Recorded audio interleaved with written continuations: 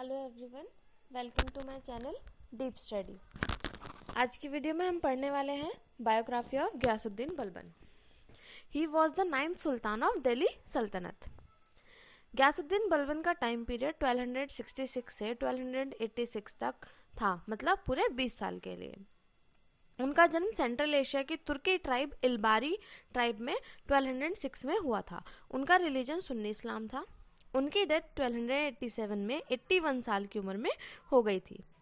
उन्हें दिल्ली के मेहरौली के आर्कियोलॉजिकल पार्क में दफनाया गया था, जहां पर बलबन का तोम बनवाया गया था। Early life. वह एक सेंट्रल एशिया के तुर्की नोबल के बेटे थे, जिनका जन्म इल्बारी ट्राइब के एक तुर्किश फैमिली में हुआ था। उन्हें यंग एज में मंगोल्स ने किडनैप कर लिया और ख्वाजा जमालुद्दीन को बेच दिया, जो कि एक स्लेव ट्रेडर थे। वह उसे दिल्ली लेकर गया, जिसके बाद इल्तुतमिश ने बलबन को खरीद लिया। इल्तुतमिश बलबन की इंटेलिजेंसी और एबिलिटी से बहुत ज़्यादा इन्फ्लुएंस हुआ, बहुत ज़्यादा खुश हुआ, जिसके बाद बलबन को तुर्के चहलगामी का मेंबर बना दिया गया। रोज ऑफ पावर। बलबन ने सबसे पहले एक नॉर्मल वाटर कैरियर की तरह अपॉइंट किया गया था, लेकिन जल्द ही इल्तुतमिश ने बलबन को खासदार की पोजीशन पर अपॉइंट किया। खासदार का मतलब होता है किंग्स का पर्सनल अटेंडेंट या पर्सनल सेक्रेटरी। वह इल्तुतमिश के टाइम मतलब 1211 से 1236 के बीच वह दिल्ली के 40 नोबल्स मीन्स तुर्के चहलगामी में शामिल हुआ और तुर्के चहलगामी का एक मिनिस्टर बन गया।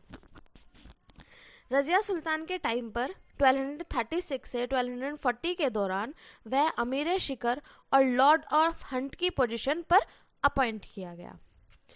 जलालुद्दीन मसूद शाह ने 1240 से 1246 के बीच बलबन को चीफ ऑफिसर ऑफ कोर्ट, जिसे अमीर हाजी भी कहा जाता था, उस पोजीशन पर अपॉइंट किया। नसीरुद्दीन महमूद ने 1246 से 1266 के बीच बलबन को नाइबे मुमलिकत की पोस्ट दी। नसीरुद्दीन महमूद ने बलबन को उगल खां की उपाधि दी, उनकी डिवोशन और ऑनेस्टी के लिए। Balban as a kingmaker. Balban जो था वो एक ग्रेट वॉरियर था, और एक ग्रेट वॉरियर के रूप में बलबन ने बहरम शाह के टाइम पीरियड में 1240 से 1242 के दौरान मंगोल्स के अटैक को रोका था और मंगोल्स को इंडिया से भगा दिया था। गयासुद्दीन बलबन तुर्किश नोबल में से एक था, लेकिन वह बहुत ज़्यादा चालाक था। उसने अलाउद्दीन मसूद को पद से हटाने के लिए निसारुद्दीन महमूद और उसकी माँ मलिके जहाँ के साथ मिलकर साजिश रची और निसारुद्दीन महमूद को दिल्ली सल्तनत का 8th रूलर घोषित कर दिया। बलबन ने निसारुद्दीन महमूद के साथ अपने रिलेशन मजबूत करने के लिए अपनी बेटी की शादी नसीरुद्दीन महमूद के साथ करा दी। अचीवमेंट्स। हम बलबन के 5 अचीवमेंट्स के बारे में पढ़ेंगे, जिसमें पहला था suppression of the rebellions by the introduction of blood and iron policy. मतलब बलबन ने एक blood and iron policy introduce की थी, जिसके थ्रू उसने अपने खिलाफ उठ रही सभी आवाज़ों और रिबेलियंस को दबा दिया था। जब बलबन दिल्ली का रूलर बना तो दिल्ली में बहुत सारी प्रॉब्लम्स, बहुत सारे रिबेलियंस चल रहे थे। दिल्ली और उसके आसपास की सभी जगहों पर मेवातियों ने हमला कर रखा था और वहाँ पर कब्जे करने की कोशिश की जा रही थी। इसके अलावा गंगा यमुना दोआब में अवध के एरिया में पर रॉबर्स ने आतंक मचाया हुआ था। जो लुटेरे होते थे वहाँ पर उनका बहुत ज़्यादा आतंक फैला हुआ था, और ईस्टर्न पार्ट में कम्युनिकेशन कर पाना बहुत ज़्यादा मुश्किल हो गया था। जो आतंकवाद थे और जो रॉबर्स थे, उन्होंने सारी चीज़ों को ब्लॉक करके रखा था, जिसकी वजह से कम्युनिकेशन नहीं हो पा रहा था। बलबन ने मेवातियों को हराने में पूरा 1 साल लगा दिया। उसने दिल्ली के आसपास के सारे फॉरेस्ट को कटवा दिया, जिससे कि मेवातियों को छिपने की जगह ना मिल सके, और इसी वजह से उस दौरान बहुत सारे मेवाती मार गिराए गए, जिसके बाद उस एरिया में एक फोर्ट बनवा दिया गया। दोआब एरिया को कंट्रोल करने के लिए एक इख्तियार बनाया गया। बलबन ने एक ऑर्डर निकाला, जिसमें उसने कहा कि जो भी उसे रूल्स को फॉलो ना करे उसे मार दिया जाए। इक्तेदार को अपने एरिया के एडमिनिस्ट्रेशन से रिलेटेड हर तरह के डिसीजन लेने की छूट दे दी गई थी। वो किसी भी तरीके का डिसीजन ले सकता था, वो कोई भी रूल्स अप्लाई कर सकता था, वो किसी भी को भी रोक सकता था, किसी को भी मार सकता था। वो सारे हक इक्तेदार को दे दिए गए थे। अवध में ट्रेड रूट की सिक्योरिटी के लिए एक कैंपेन चलाया गया। वह दिल्ली के लिए निकल गया और उन जगहों पर रहा जो 5 से 6 महीने तक फेमस ट्रेड रूट थे। इन जगहों पर बलबन ने फोर्ट का निर्माण कराया और किलों के दुर्ग बनवाए और उनकी चारों तरफ नाकाबंदी करवा दी गई, जिससे कि उन पर कोई भी जल्दी से आक्रमण ना कर सके। इन किलों में अफगानी सोल्जर्स को काम दिया गया था। इसके बाद बलबन ने सेना के साथ कतर के एरिया की तरफ मार्च किया और उसने अपनी सेना के साथ मिलकर कत्ल के सभी रिबेलियंस को, जो भी उसके खिलाफ आवाज उठा रहे थे, सबको मार डाला। बलबन ने जूड़ हिल में भी इसी तरीके का एक कैंपेन चलाया, जहां उन्होंने मास लेवल पे, बहुत ज्यादा बड़े लेवल पे रिबेलियंस को मार गिराया। बलबन ने बच्चों और औरतों पर भी रहम नहीं किया, औरतों और बच्चों को भी नहीं बख्शा, उन्हें भी मौत के घाट उतार दिया था। बलबन का सेकंड बिगेस्ट अचीवमेंट था adaptation of the policy of consolidation. Blood and iron policy के बाद बलबन ने न सिर्फ राजपूतों के खिलाफ बल्कि मंगोल्स के खिलाफ भी अपने एडमिनिस्ट्रेशन को स्ट्रांग करने में अपना सारा टाइम दे दिया। क्योंकि इल्तुतमिश की डेथ के बाद मंगोल्स का आक्रमण एक डेली रूटीन बन गया था, इसलिए बलबन ने भारत के नॉर्थ वेस्ट पार्ट में किलाबंदी करवाने में अपना काफी समय और ध्यान दिया। अब मैंने आपको फर्स्ट पॉइंट में भी ब्लड एंड आयरन पॉलिसी के बारे में जिक्र किया और सेकंड पॉइंट में भी। तो ये ब्लड एंड आयरन पॉलिसी आखिर थी क्या? ब्लड एंड आयरन पॉलिसी, इसका मतलब था कि अपने एनिमी, जो उनके दुश्मन थे, के लिए बिल्कुल इमोशनलेस हो जाना, उनके खिलाफ तलवार का इस्तेमाल करना, बहुत हार्श और स्ट्रिक्ट रूल बनाना और उनका खून कर देना। मतलब ये नहीं सोचना कि वो कौन है, इंसान है, जो भी है, बिल्कुल अपने विद्रोही के खिलाफ इमोशनलेस हो जाना और उन्हें कड़े से कड़े सजा देना। अपने एनिमीज के लिए, दुश्मनों के लिए कोई फीलिंग्स ना रखना और कठोर से कठोर सजा देना, ये बलबन ने अपनी पॉलिसी में अपनाया। बलबन ने अपने दुश्मनों पर आतंकवाद के सभी तरीकों को यूज करने और उन पर वायलेंस करने के सभी परमिशन दे दिए। दिल्ली का सुल्तान बनने से पहले भी बलबन ने हाई पोस्ट पर पहुंचने के लिए इसी तरीके के कैंपेन चलाए थे। उसने रजिया को भी धोखा दिया और उसके खिलाफ भी रिबेल किया था।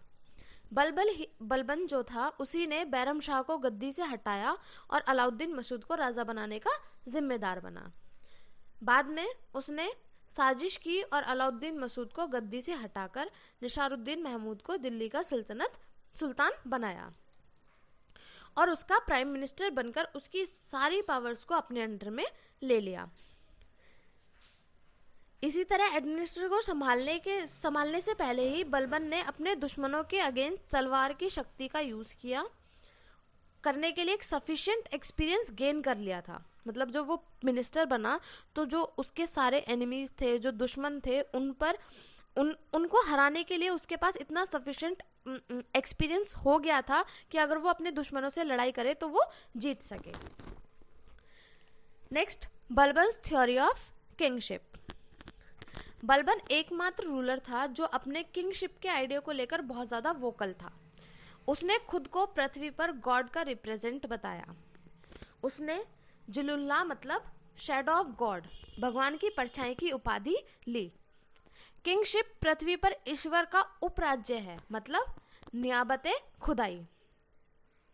बलबन ने इस कॉन्सेप्ट को रियल लाइफ में इम्प्लीमेंट किया और कहा कि राजा, जो किंग होता है, जो राजा होता है, उसकी पावर्स वो नॉबल्स या फिर कॉमन पीपल्स के अंदर नहीं होती हैं, बल्कि सिर्फ भगवान के पास होती हैं, जिसकी वजह से एक किंग पर कोई भी कम्युनल जांच या कार्रवाई नहीं बिठाई जा सकती। अपने रूल को स्थापित करने के लिए बलबन ने इस चीज का एक रिलीजियस डिवाइस की तरह यूज किया और इस चीज को एक रिलीजियस डिवाइस बना लिया। कि भाई मैं तो गॉड हूँ, मेरे खिलाफ कोई नहीं जा सकता, मैं अपने आप को गॉड मानता हूँ और मैं किसी की नहीं सुनूंगा, ना मैं नोबल्स की सुनूंगा और ना मैं कॉमन पीपल की सुनने वाला हूँ। बलबन ने अपने पूरे टाइम पीरियड में कॉमन पीपल से दूरी, जो आम लोग थे उनसे बहुत ज़्यादा दूरी बना कर रखी। उसने पब्लिक गैदरिंग में या पब्लिक के बीच में ड्रिंक करना तक भी पूरी तरीके से बॉयकॉट कर दिया था। वो कभी भी दरबार में बिना राज चिन्ह के नहीं आता था। बलबन कभी भी पब्लिक के बीच में हंसता या मुस्कुराता नहीं था। उसने अपने दरबार में एक फेस्टिवल सेलिब्रेट करना शुरू किया जो कि ईरानी मॉडल पर आधारित था, और जब वो फेस्टिवल सेलिब्रेट किया जाता था तो सभी मिनिस्टर्स को सिजदा और पाइबोस, जो कि एक डांस फॉर्म होता है, उस पर परफॉर्म करना होता था।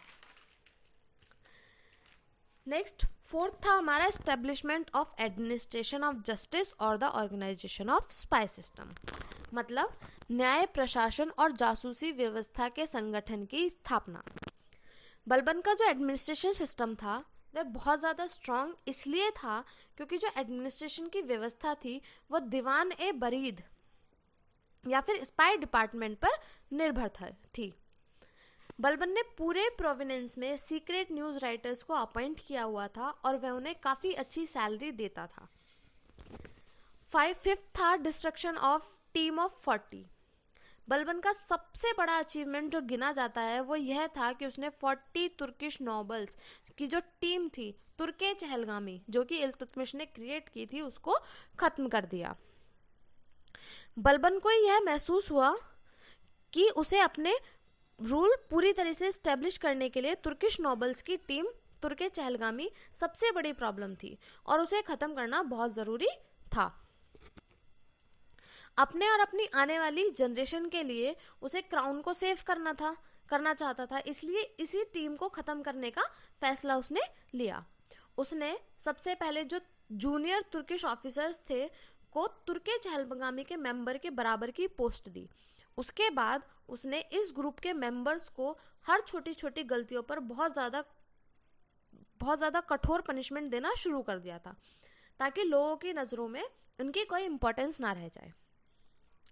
बदायूं के गवर्नर मलिक बकबक और तुर्किश नोबल्स के एक सदस्य के कंप्लेंट करने पर उसके सर्वेंट को जान से मार दिया गया, जिसके बाद बलबन ने उसे सार्वजनिक रूप से मतलब पब्लिक में कोड़े मारने का आदेश दिया था। इतना ही नहीं, जब तुर्के चहलगामी के मिनिस्टर्स को मंगोल्स के खिलाफ लड़ने के लिए भेजा जाता था, क्योंकि वो जानता था या तो फिर वो मंगोल से हार जाएंगे या फिर मारे जाएंगे, इसलिए वो तुर्के चहलगामी के जो मिनिस्टर्स थे उनको मंगोल्स के खिलाफ लड़ाई करने के लिए भेज देता था। Last, death of Balban. अब बलबन की मृत्यु कैसे हुई? गयासुद्दीन बलबन ने 1265 से 1287 में अपनी मृत्यु तक सुल्तान के रूप में रूल किया।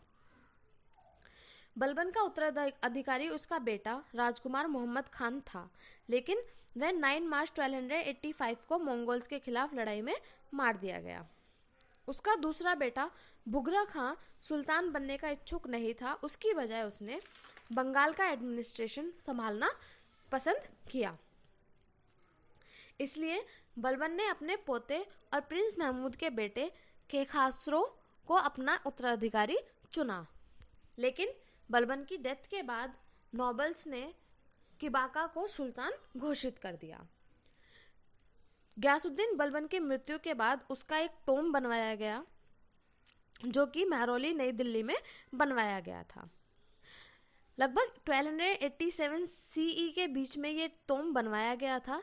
ये टोम इंडो इस्लामिक आर्किटेक्चर के डेवलपमेंट में एक हिस्टोरिकल इम्पोर्टेंस रखता है, क्योंकि ये एक पहला इस्लामिक आर्च था जो भारत में बना था। बलबन के टोम को मिड 20th सेंचुरी में खोजा गया था। आई होप आपको मेरी वीडियो पसंद आई हो। Thank you for watching. अगर आपको मेरी वीडियो पसंद आई हो तो प्लीज़ लाइक करें, शेयर करें, कमेंट करें और सब्सक्राइब करें, और बेल आइकन को प्रेस करना ना भूलें, जिससे कि आपको मेरी वीडियो का नोटिफिकेशन मिलता रहे। Thank you.